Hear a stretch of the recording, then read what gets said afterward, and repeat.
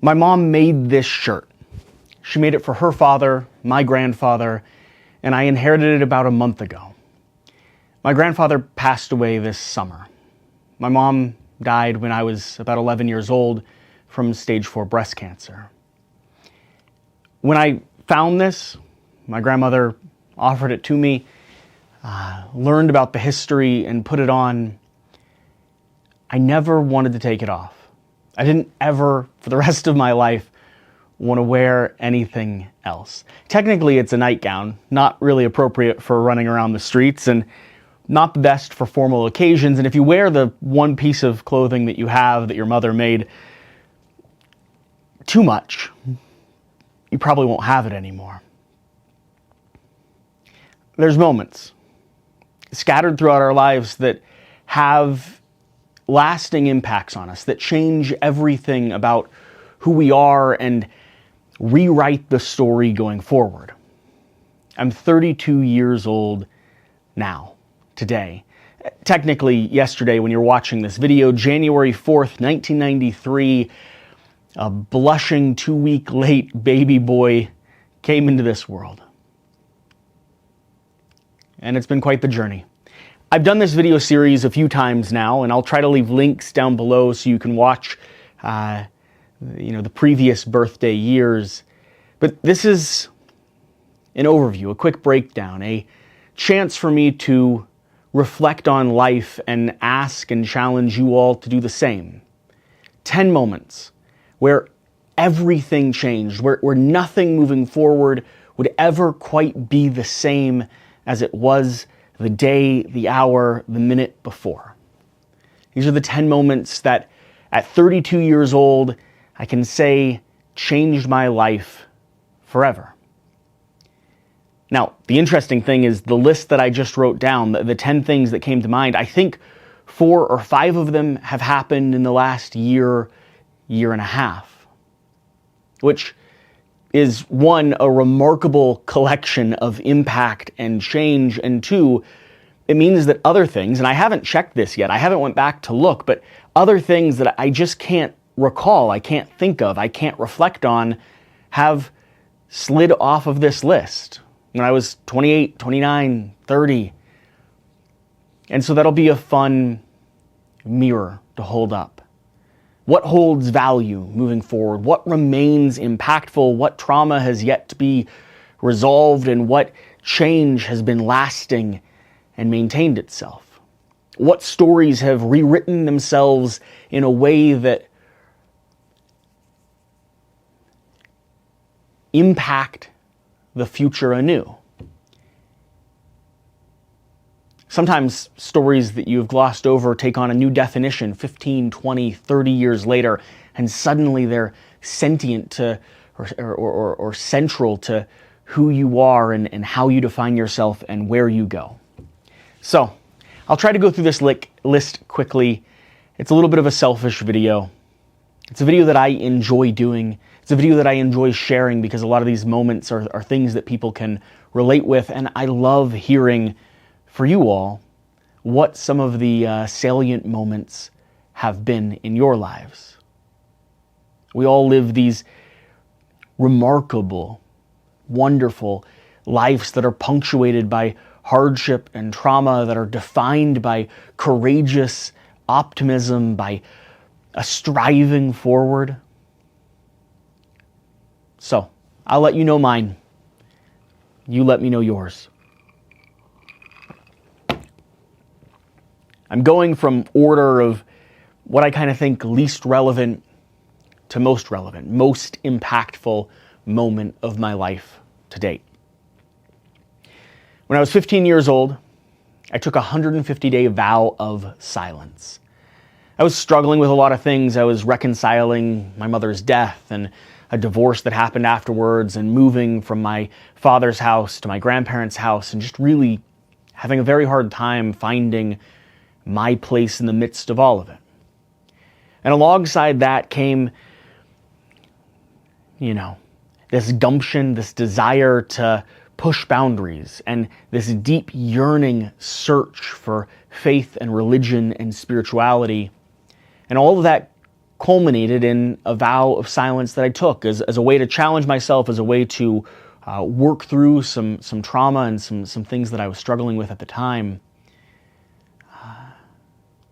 And this is one of those that I don't know has been on the list in the past. It might have been, it might not have been, but as I grow older, I find myself reflecting on and leaning on both the ability that I had at 15 years old to not speak, to settle and to calm, but more importantly, the little itch, the little tickle, the neurological framework, whatever I did to my brain during that period of time has remained with me in a deeply calming and impactful way in the midst of the chaos of life and stress and challenges.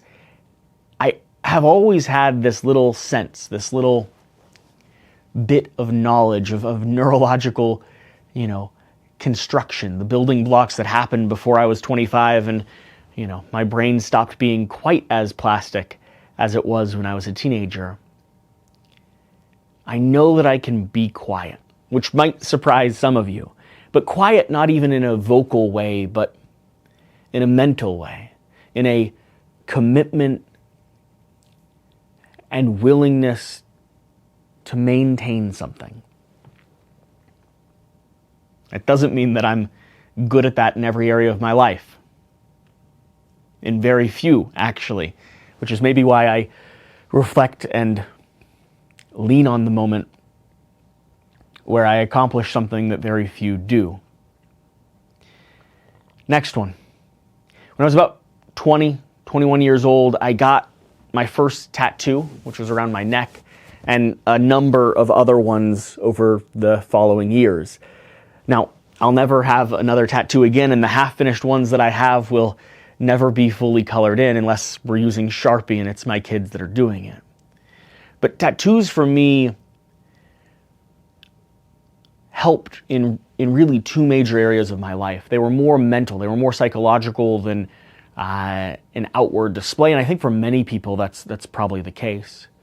I struggled with body image a lot when I was a teenager. I was the kid that would never take off his shirt, would wear long sleeves in a public swimming pool, sat and wrote the same paragraph over and over and over again in gym class because I refused to go change in the locker room, and that was one of their policies.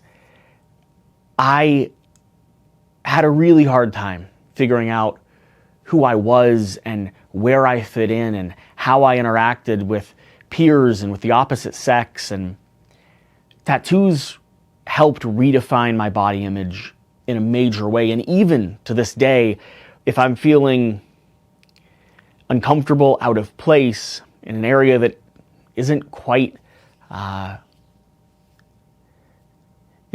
where I belong, I'll find myself rolling up my sleeves, right? Giving that outward display, that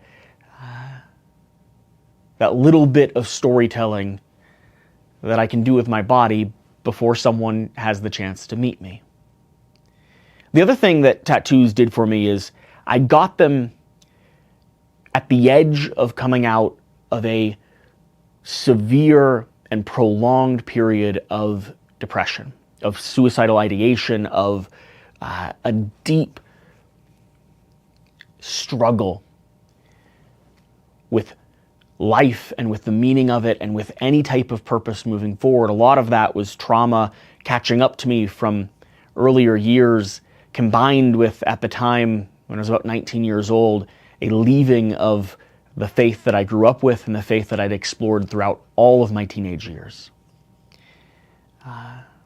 That depression took many forms, from long nights of sleep to some antisocial behavior, and also, as a cry for help, as an attempt for anyone to listen to me, I used to cut.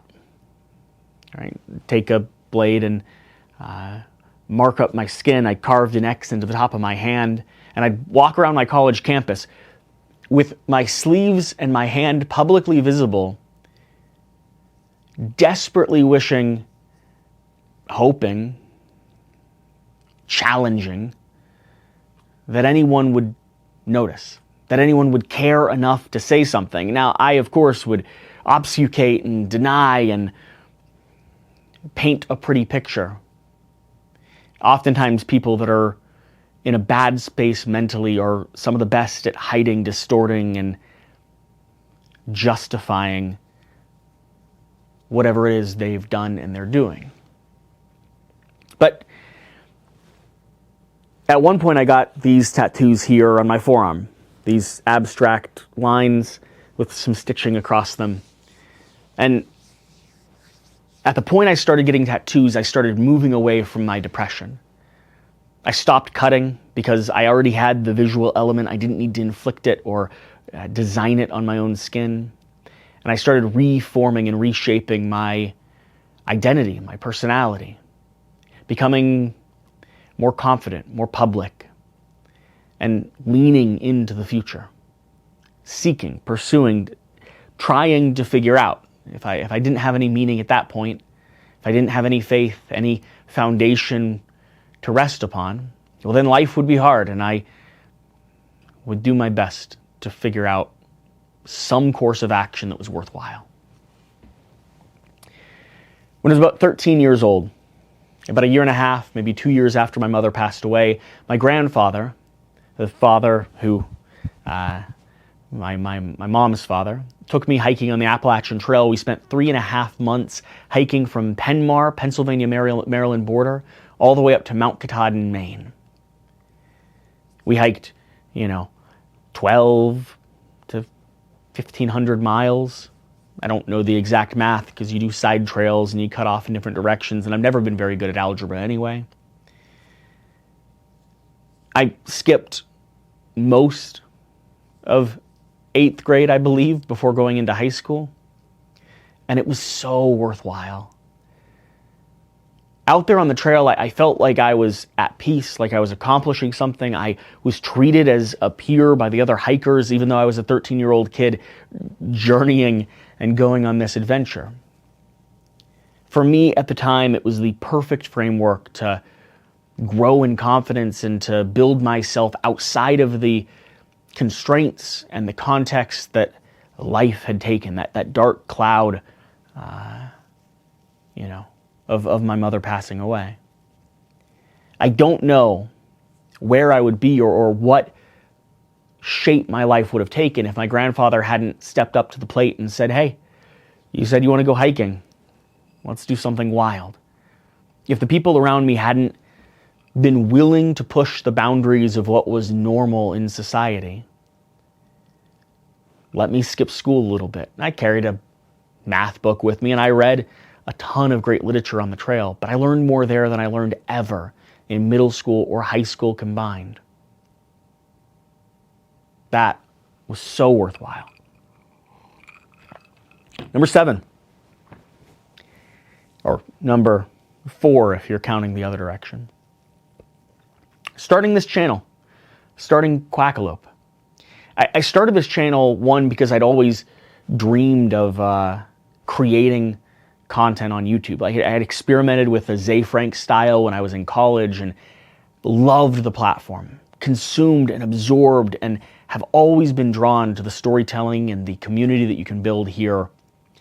And then I fell in love with board games and listened to all of Critical Role Season 1, and needed a way to express it, and had the camera equipment and had the skill from the work that I did and had the time and the availability, and so I went for it.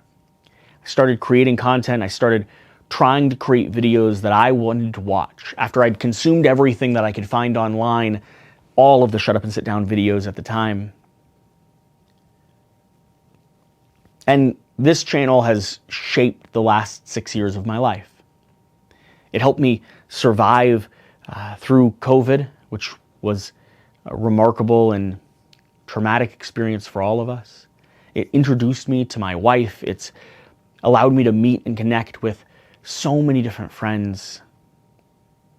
And it's shaped and grown my experience and my skill and my ability to do so many different things. From editing to producing to filming to talking in front of the camera to meeting and coordinating and conducting and bringing people here to share. Starting this channel has been and remains one of the most central and defining aspects of the last 6 years. I'm so grateful for everyone that's here, for everyone that has encouraged and supported us over the years, and I'm really, truly excited about the future. It's been a long road. Channel has had its highs and its lows. And along the way, it's challenged me and helped me learn and grow and figure out a lot about myself and a lot about the world. The next one. When I was about 23 years old, after maybe 24, after a bad breakup and still having not resolved that question about the meaning of life, graduated from college at the time, I came across a psychologist named Jordan Peterson. He wrote a book called 12 Rules for Life. And that helped transform and reshape not only my relationship with spirituality and religious stories, the architecture of which are frameworks for how to live a good life, for how to be a good person, for how to invest in yourself and your community and your family. They're the answers that we as humans and as human beings have been learning and providing and sharing for thousands and thousands of years. It's only been the past couple hundred that we've been writing those answers down and transcribing them in scientific and neurologic and biologic literature.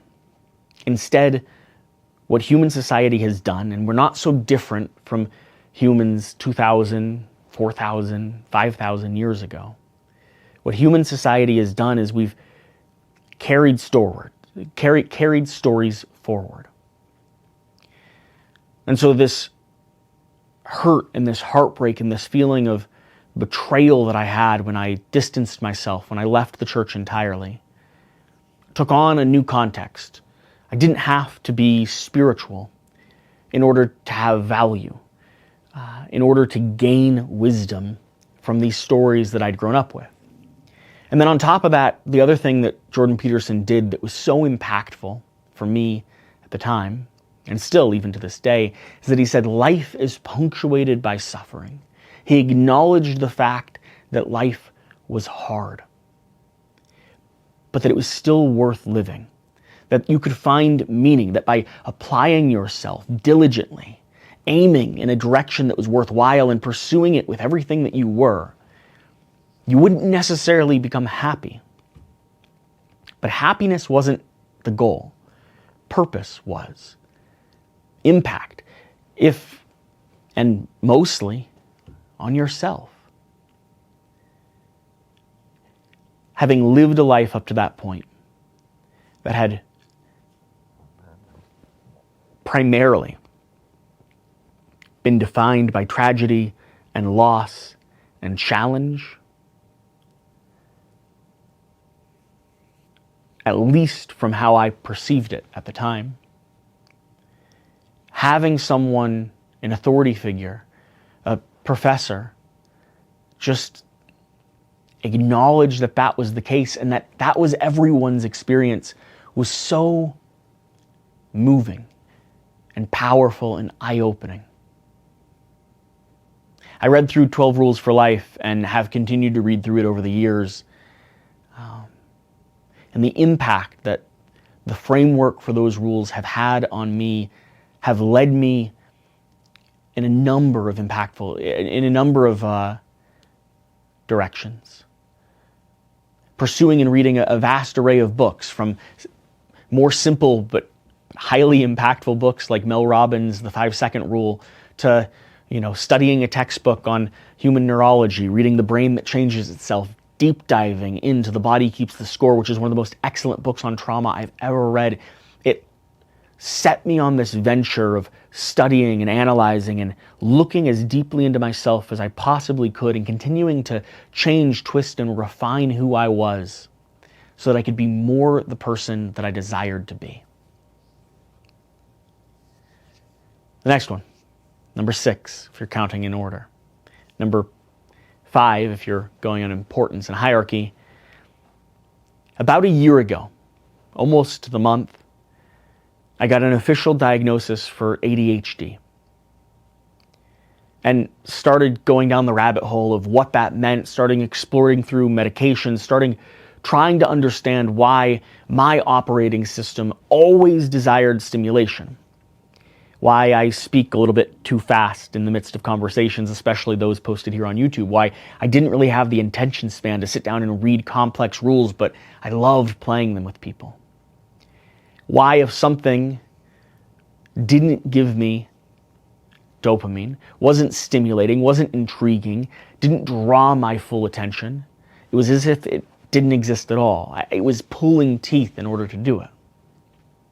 Now, the pockmarks of ADHD have ruminated throughout all of my teenage life. And the discussion around whether or not it's a biological or environmental induced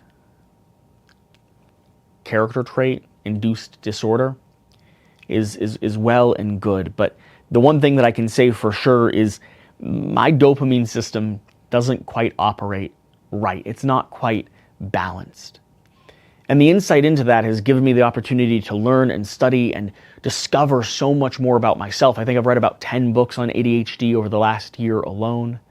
And I'm meeting for the first time in my life with a psychiatrist now. That's the one that can give medicine or can't give medicine. Well, I have both a psychologist and a psychiatrist for the first time ever. And so I've started working and learning not only through my own research, but also with professionals who I trust to figure out and dig into those nuanced little corners, to allow myself to be a little bit more diligent when work needs to be done, a little bit more focused when things aren't exciting, to supplement with dopamine when necessary.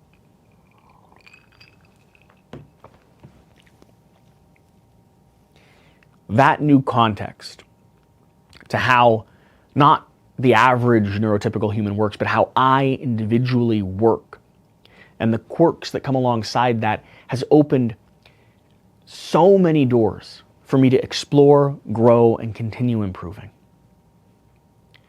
The next one. About a year and a half ago, I finished a 2-year-long process to convert to Judaism. I worked with an Orthodox rabbi here in the Cleveland area, went to Israel for 5 weeks afterwards, studied at a yeshiva called Or Sameach for that period of time.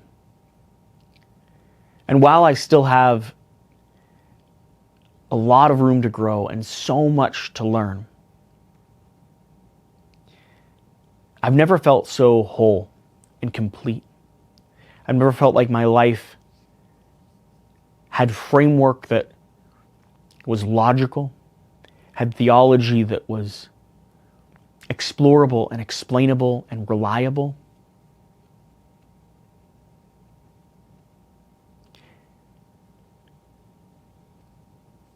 It's interesting to know, as I fluctuate in and out of my ability to pray 3 times a day, and as we keep Shabbos after Shabbos after Shabbos, as I refine and learn what it means to be Jewish and raise a son in the Jewish community, and it's interesting to know that that decision will continue to define and only deepen in meaning as time goes on. The next one, number 3. I believe this was at the top of my list before. My mom died when I was about 11 years old from stage 4 breast cancer, and I just found out this last year talking with my grandma. I always thought it was a long period of time. You know, they missed the signs for a year or more.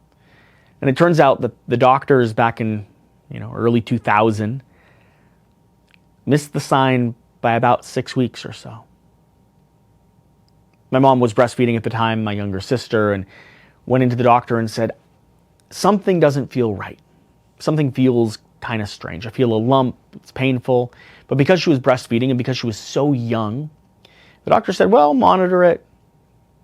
We don't really think it's anything. It's not likely to be anything. Go ahead and go home. And it kept bugging her and it kept whittling at her mind. And about 6 weeks later, I think they went to get another opinion. And by that point, she had stage 4. It had metastasized. We went to my grandparents for the summer. She got a mastectomy and lived for 7 years, way longer than any of the doctors had prescribed or predicted. She went through multiple bouts of chemotherapy. I remember pulling her hair out as a kid and putting fake tattoos all over her forehead. It was a way to make, mom losing her hair not scary.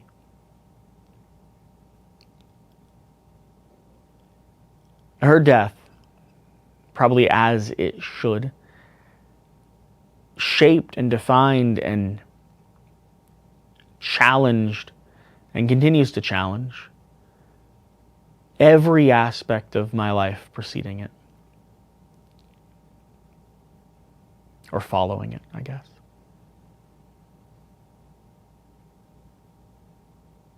And it seems like there's these pockets and areas of complex trauma and thought, and that as I get older, I only continue uncovering more and more. I remember sitting with Natan, my son, when he was just about a month old, and just holding him and cradling him and reflecting on the fact that that's what she had, and what she lost, and what she was told she was going to lose. It's like you can't understand what it's like to lose a wife until you have one, or a child until you're holding one in your arms. You think you can. You believe that there's some degree of framework that could let you know what that would feel like.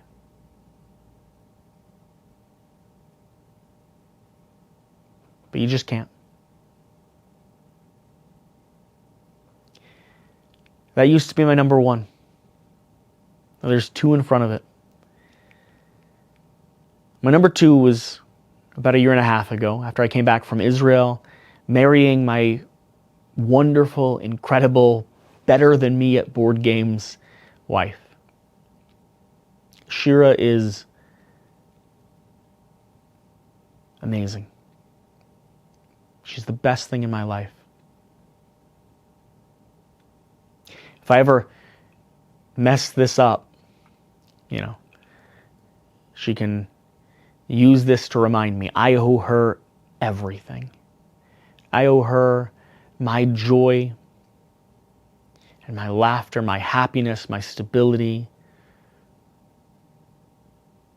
She's the center of it all. Judaism and most denominations of Christianity believe in this idea of soulmates, of not that you're destined individually for one person, but that when you're married, you become one being. And we believe that so much.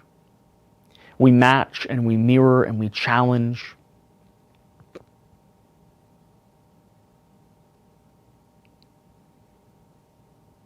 So grateful.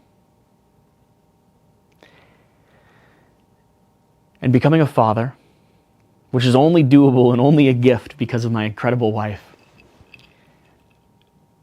has changed everything. I can sit here and talk to you about what it means to be a husband, what it means to have a partner, and share and reflect in a way that might give you some sense of what that experience actually is like. Give you some framework for meaning and purpose and what that journey has been. I can't do that with becoming a father.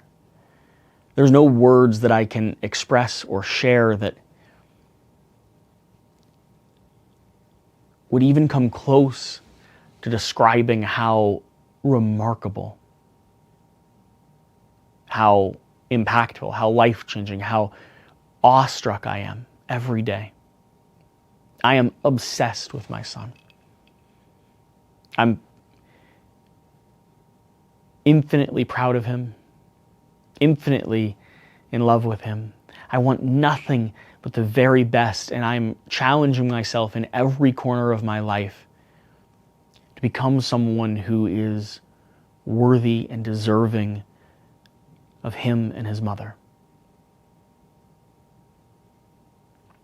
The cool thing neurologically, I've started discovering, the book that I was reading, The Brain That Changes Itself, is that when you have a child, your brain releases vast amounts of oxytocin, the feel-good, the pleasure chemical.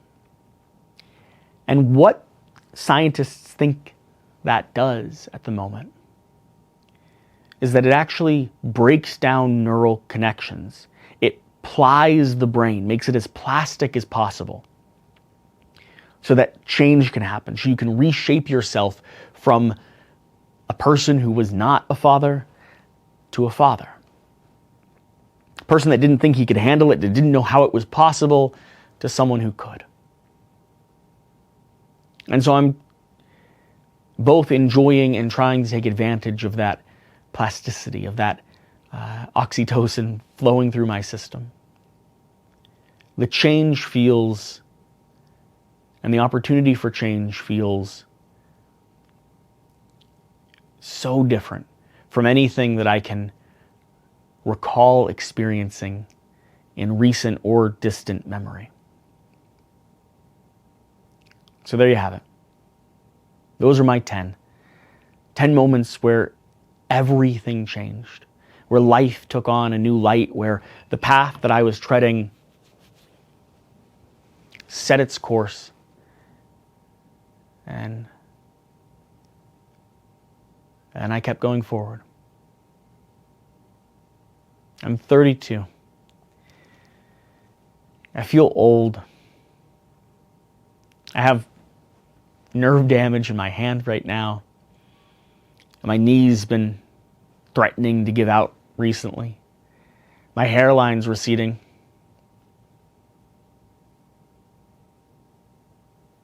And life is good. Life is worthwhile. And every moment of pain and sorrow and struggle and challenge that I've experienced, that you've experienced, they've only shaped and highlighted and given me the ability to be both curious about this life that we're living and grateful for every moment in between those punctuations of suffering. And sometimes, when I'm really diligent and overly mindful, maybe a little drunk. Not the case right now. Sometimes even grateful for the suffering itself. In the midst of it, that we still have so much to reflect on, to look forward to, and to experience. Thank you for being here. Thank you for watching. Thank you for caring. Thank you for sharing and telling me some of your stories. I'm looking forward to reading them. We'll be back with board gaming content soon. Tomorrow, literally. Whatever the case, though, whatever you do, remember to do the important thing. Be curious and grateful in life. We'll see you next time. Bye.